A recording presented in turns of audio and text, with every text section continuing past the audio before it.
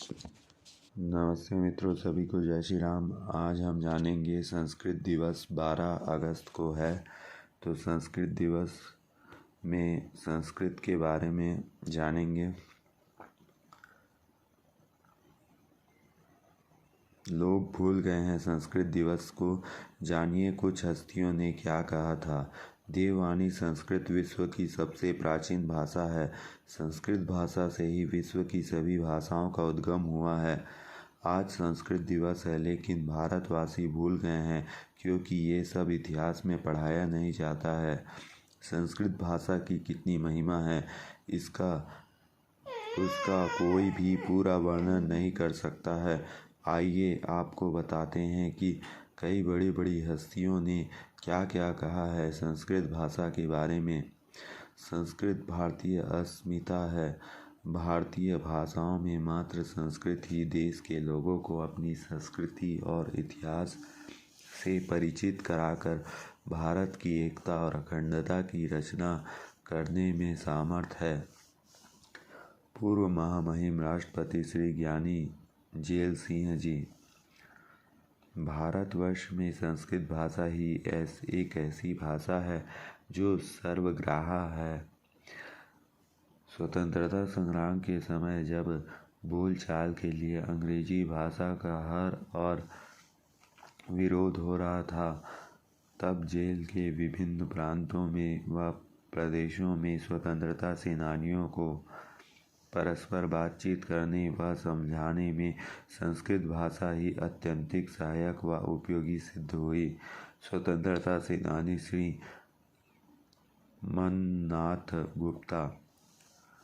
भारतीय ऋषियों ने हमेशा तन मन धन और संस्कृति संस्कारों से पवित्रता के उपाय बताए।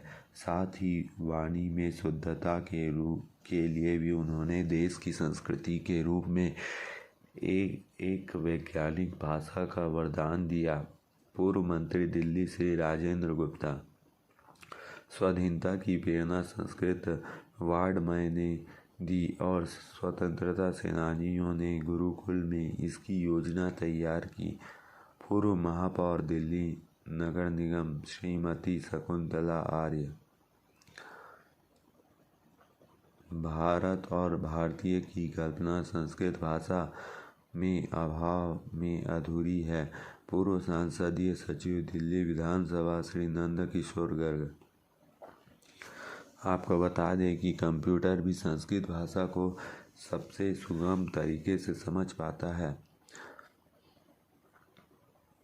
और इसको देवलिपि कहा जाता है। संस्कृत भाषा सबसे पहले हमारे भारतवर्ष में यूज़ होता था, उसका उपयोग होता था। फिर उसके बाद हिंदी आया।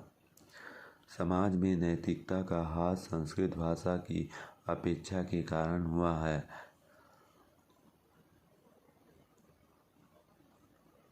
पूर्व खाद्य संभाकरण एवं सच कल्याण मंत्री। संस्कृतज्ञ और संस्कृत प्रेमी लोग ही भारत के नई दिशा दे सकते हैं। पूर्व नागर निगम पार्षद दिल्ली श्री महेश चंद्र शर्मा। कविता के द्वारा राष्ट्र जागरण का कार्य सर्वप्रथम संस्कृत कवियों ने किया। पूर्व विधायक दिल्ली श्री जीताराम सोलंकी। महर्षि वाल्मीकि रचित रामायण ने जिस प्रकार तत्कालीन समाज में संस्कृत का प्रचार प्रसार किया था, उसी प्रकार इस समय संस्कृत विद्वानों को कुछ विशिष्ट रचनाओं के द्वारा करना चाहिए। पूर्व विधायक दिल्ली श्री स्वरूपानंद राजद।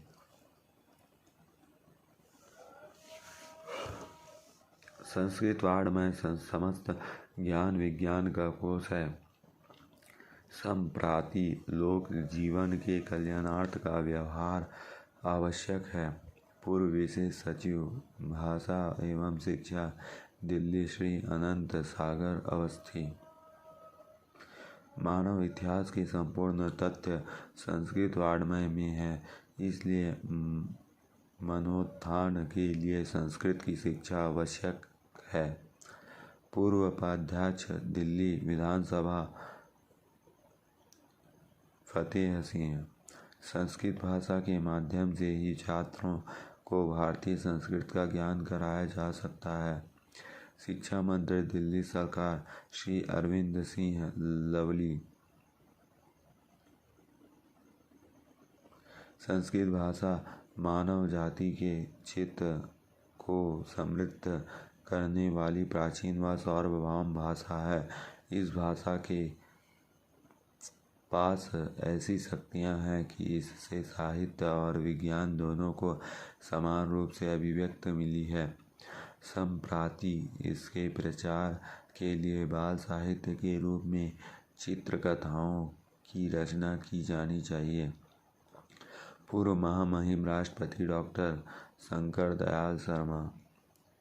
वैदिक मंत्रोच्चारण की ध्वनि इतनी प्रभावी होती है कि श्रवण मात्र से ही मन सात्विक हो जाता है। पूर्व महामहिम उपराष्ट्रपति डॉक्टर कृष्णकांत शर्मा। तो संस्कृत भाषा आप पढ़ेंगे तो अंतःकरण भी शुद्ध होता है।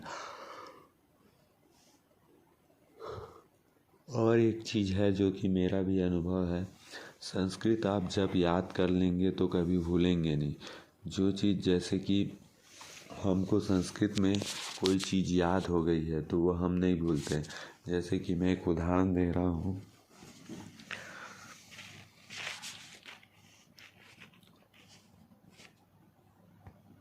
नागेंद्र तुलचय भस्मारंगाय नित्य शुद्ध दिगंबराय नमस्काराय च नमः शिवाय।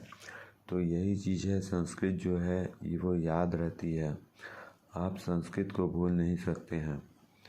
एक बार अगर आपको संस्कृत कंठस्थ हो गया तो जीवन भर आपको याद रहेगा। लेकिन और चीज़ें आप भूल सकते हैं, लेकिन संस्कृत एक ऐसी भाषा है जो आपके एक बार अगर आप याद कर लें, जैसे कि कपूर गौरम कर्णव तारम संसार सरम भुजगे नारम सदा वसंतम निधार विंदे भौम भामी सहितम नमामि। तो ये चीज़ संस्कृत ऐसी है कि आप अगर आपको 10 पेज भी अगर याद हो गया है तो वो आपके मंत्र में कंठस्थ रहेगा।